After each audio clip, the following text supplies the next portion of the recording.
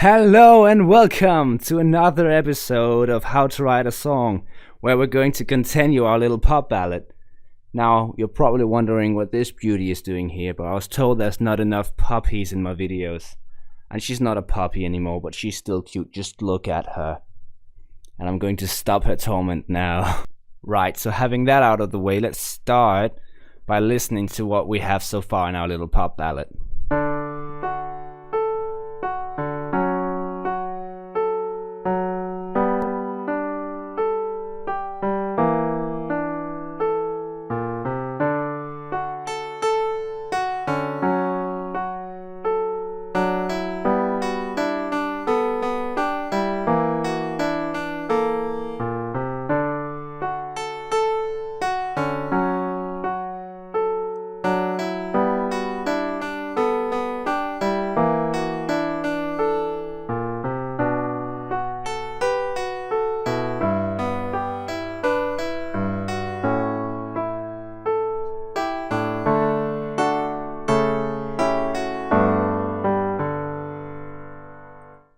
Right, so that's what we have so far.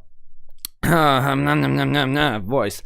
That's what we have so far. And last times, we've been spending a lot of time figuring out how to choose our chords. But this time we're actually going to do it very simple, because the thing that I like to do in pop ballads, and especially just, pop in general, I like to just use the same chords that I've been using in the verse and just intensify them. And what I mean by intensify them, because that's a stupid word to use, is I'm just going to make them appear more often. So instead of having one chord per measure, I'm having two chords per measure. So, it's just the exact same. Don't do caps on that. Do that on that. Just the exact same chords, but just make them appear in double time. So instead of having one measure, they're having a half measure each. Boom, like that, right? So now we put in the chords, and well, it's the same chords, so we don't want to have the same kind of arrangement, because then it starts sounding like the same. So I'm gonna make sure first off that there's a very clear stress on the first beat of the measure, because last time we had so many syncopations over to the first beat. So now we have a clear stress on the first beat. Make it up, change it up, shake it up. That's the term I was looking for. Then we are putting a clear stress on the third beat, because again, something new. Now I'm actually create a syncopation over to the next first beat, just because firstly, I think those syncopations work really well in ballads, as said, and we don't want it to turn into a rock song all of a sudden just because we've hit the chorus, right? But so yeah, I'm gonna create that little syncopation there because I think it sounds good. Let's not, change it up too much. And then we're just going down to this E minor 7th, right? Now, so to fill out our little right hand, firstly I'm gonna just do like the lower part of my right hand, like these three fingers. So I'm not creating any melody, and there I can put the stresses basically the same as I did before. So I'm gonna do it from here. And actually, I'll just going to fill that out, and then you can watch it once I'm done. Right, so now you see we have we've made notes for like the half bottom of our right hand. But these two fingers and this one might still be able to do something interesting. So that's what we're going to do now. We're going to create a little melody that our piano player can do, so it's not, he's not falling asleep. And you see what I fill in is just like some of the notes. So here we have an A and a D. That means to fill out our D chord, we need a F sharp. So there we have an F sharp. Now I don't want to just hold it, because that would be boring. But last time we had so many syncopations and stresses on the off beats. So now I'm gonna just make very a melody that follows the beat to create this, like this contrast to what we had in the verse and the pre-chorus, right? So I'm gonna just go from an F sharp down to a D, because that's the primary of our chord, back to an F sharp. Again, that's basically in a picture, we're just using the notes of a chord. Now we have the syncopation that I want to underline with our melody, but I'm actually create an extra note there just to create something extra, and because it hits the beat. So again, we're changing it up from what we did before. Now, what I'm gonna do here is, I really like this melody we had going up here actually. So I'm gonna mimic that over here, because we're on that A, right? And now you might say, but Clark, over here, you didn't have any syncopations. You know, it came on the first beat. Well, I'm just moving everything, alright? So, now we have the A starting here. It lasts for like the quarter of a beat. Go down here to an eighth of the beat. And then I can, you know, A, G to D, and then I go down to D. So it's A, G to D over here. Now, I'm gonna not have it last as long as I do up here, because I actually need a G in this chord over here. You see, we have the E, we have the B flat, and we have the D, so I missed the G. And I'm actually not creating a melody up here, because I want to create like a little bass line. Bass line. And I'm gonna do that via an arpeggio as always. So I'm gonna go from E to D to B flat. Just that. And I like the B flat note. I think it's fun to have a B flat note in a major scale. Well, in this case, because it's not usually used in the D major scale, so I think it's funny to use. Great, so let's just hear this part so far.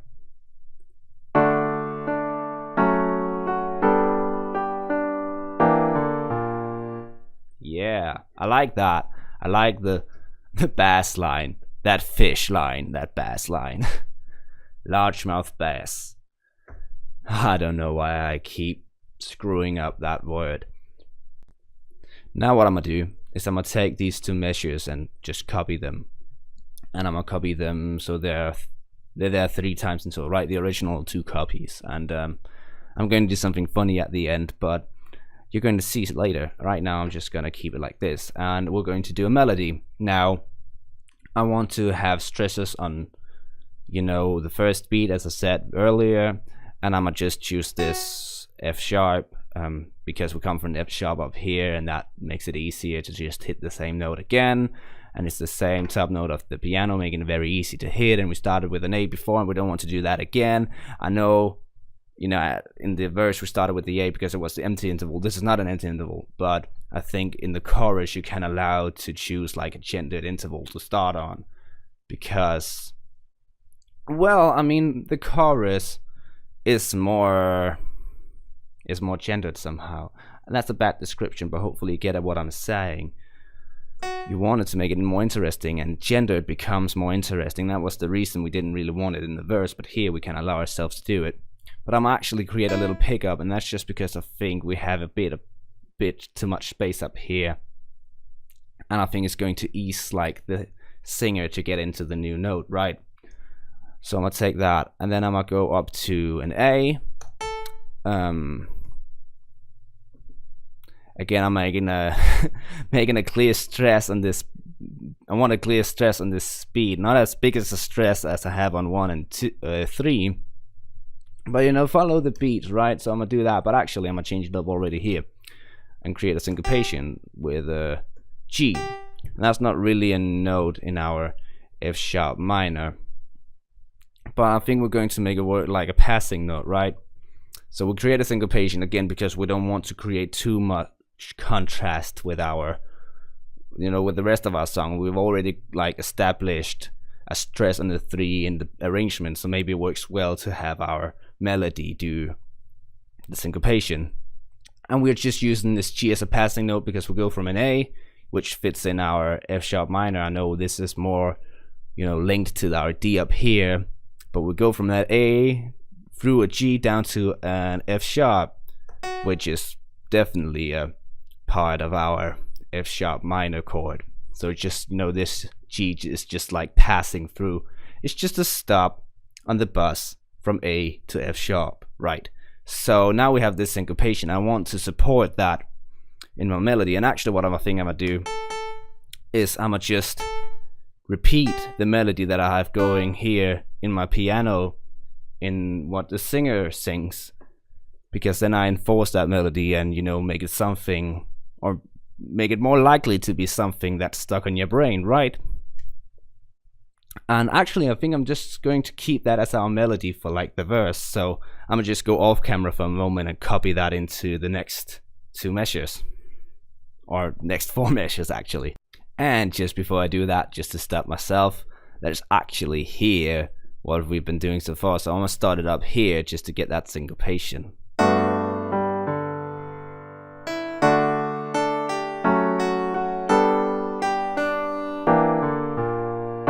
Yeah, and I like the fact that there's no melody over here, right? Because then we can clearly hear our little like bass line. And this also sort of, at least the way I'm listening to it, you know, it sort of corresponds to what we got going over here, because, you know, here we move down a second and then down a fourth. Here we move down a second, down a major third, which is almost a fourth. It's like half a note from being a fourth. So I don't know, I hear some sort of relation through those two. Maybe it's just me, but yeah, now I'm gonna copy those further. Right, so now you see we have it like 3 times. We have the one we wrote originally, we have a copy over here, and then we have another copy that goes over here. Now I don't want this third one to sound exactly like the others, because, you know, by then we've heard it already. So I'm gonna change this, and what I'm gonna change to, I'm gonna just go down to take that D. So I was skipping the G and just jump directly down to D. And then what I'm gonna do is I'm gonna go down and take the B flat down here, right? Again, because I think it's a funny note to use, and because it fits with our E minor 7 flat 5th, and that's why I'm creating a syncopation, so the note is going to correlate with that chord rather than this chord. And let's just hear the 3 times this like little melody piece is played. Again, I'm going to make it start from up here just to get the pickup.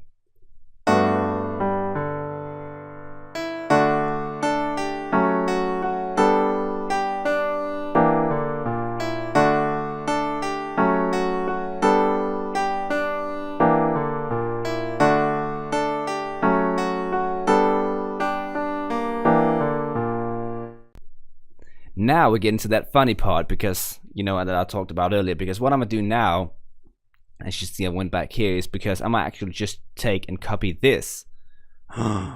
Watch heresy. But because we've heard this before, right? We heard it in the pre-chorus, so our brain is going to correlate to it, and we're going to, you know that we can associate with it, that we've heard it before. But I'm gonna change it up a bit. So instead, I don't want this anymore, because what I'm gonna do is, instead of jumping all this way up here, I'm gonna just go here, which is, you know, another note that fits our D. Really, that's just the reason why I chose it. You know, our verse and our pre-chorus was starting on that A, but now we're starting on that F sharp. So again, I want to start this phrase on our F sharp as well, but the F sharp doesn't really fit in with this chord that well, so I'm gonna go down and take the E instead. So I'm down here and I'm gonna jump down to this one, but you see it's really the same thing, just moved down, and the chords are the same. And so yeah, let's make an arrangement for those chords, right? Now, last time we had those chords, we had this, you know, like backbeat in the right hand going. And actually what I'm gonna do now is I'm gonna make, you know, stresses on all the beats, yeah. So I'm gonna do like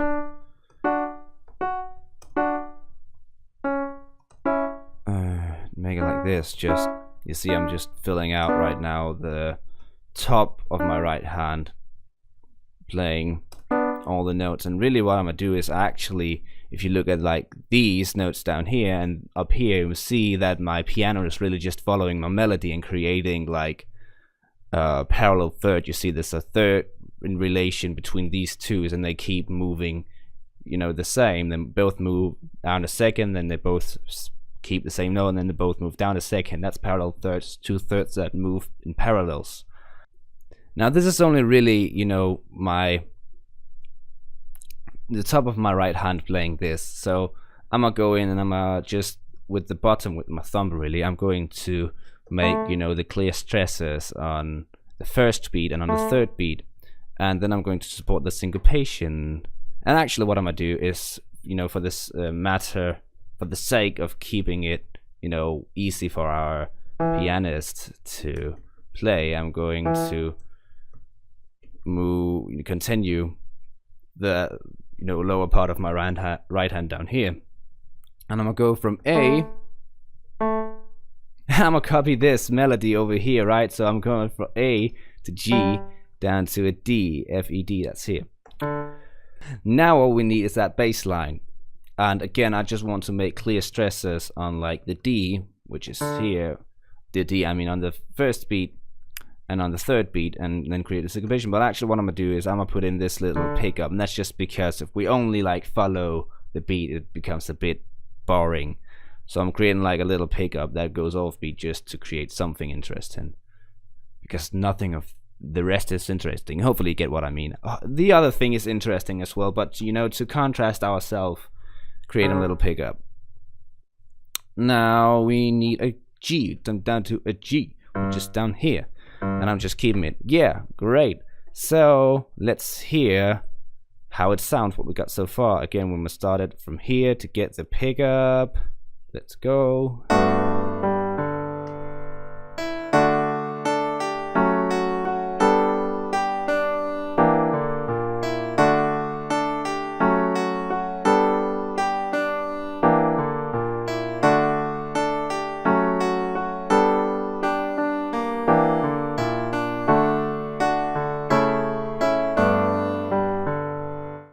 I like that, especially, we get that melody again down here, but somehow different because it's down deep. Right, now what I'm gonna do is I'm gonna create a hook, because we need to fill out this piece here. And firstly, I'm going to use the E minor 7 with a flat 5th chord that we've been using so much, because we've been using it so much. It's sort of grown to be a distinctive part of our song, right?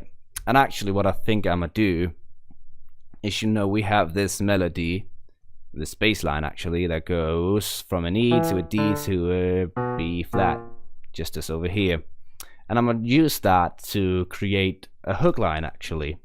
If you don't know what a hook line is, it's that part of a song that everyone can sing along with, like hit me baby one more time. Hit me baby one more time. Yes, I don't sing that well. And I'm gonna use that little melody that we've already created as a hook, because then you've already heard it before you even hear that it's the hook line. You've actually heard the melody, and usually listeners won't notice. They've just it has grown to become a part of their subconsciousness, right? So they will be able to recognize the hook line, and thereby feel associated with it, be able to sing it before they even know it's the hook line. So I'm gonna change it a bit. I'm gonna start on this D and go up to an E, just a pickup to camouflage that's actually the same melody. Well, why a D? Because it's a second in relation, so it's very easy to just go up. And again, we want this to be easy for the audience to sing, because it's the hook line. Everyone should be able to sing along, but also because the audience is actually used from here we have a D going up to the E to the melody, so they're actually used to having that D to go up to the E. Does that make sense? And here we just type in that part. Now I'm actually go back to the E, because here I want to create sort of like a passing note. I'm gonna start an E, go down to the D. Here we're going to have a D chord, because we're going to have that same foreplay that we have here. We're going to copy in here again, so the E is really just a passing note before we get down to a D, but it creates a lot of, I think it creates a lot of rhythm really, or a lot of groove to have that passing note just quickly before you hit the actual note, especially when you do it like in a new measure. Lastly, I'm gonna just quickly fill out this chord here. So we have all the notes of an E minor 7 B flat in our arrangement, and let's just hear it. I'm going to play it from over here, from the 23rd measure, just so we can get this little piece with as well.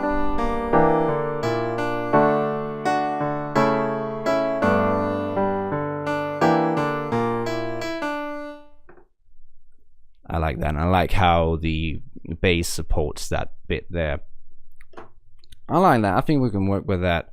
Let's just hear the entirety of our chorus, which means from up here, which is the measure of 4/17, so we can hear what we have so far.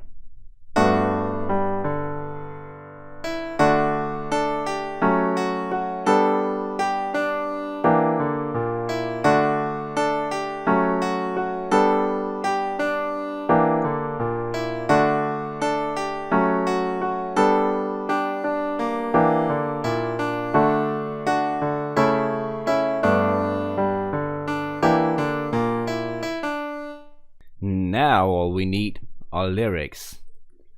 And as you know by now, I'm a master of improvising lyrics. So what we're gonna do, we're gonna continue our little similes, right? So we're going to say like, and actually right now we don't really need them to make sense. That sounds horrible, but we don't, because we just need to, again, I'm not going to point out where the stresses are in the song, in the melody, because if you've seen the earlier parts you should know by now. So I'm gonna start with like, because that's the big simile word, and I'm gonna say like mysteries in prophecies.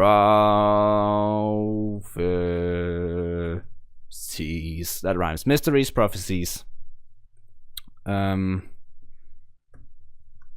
Like, and I'm gonna show you why I create these similes in a minute, because like mysteries and prophecies, like lipstick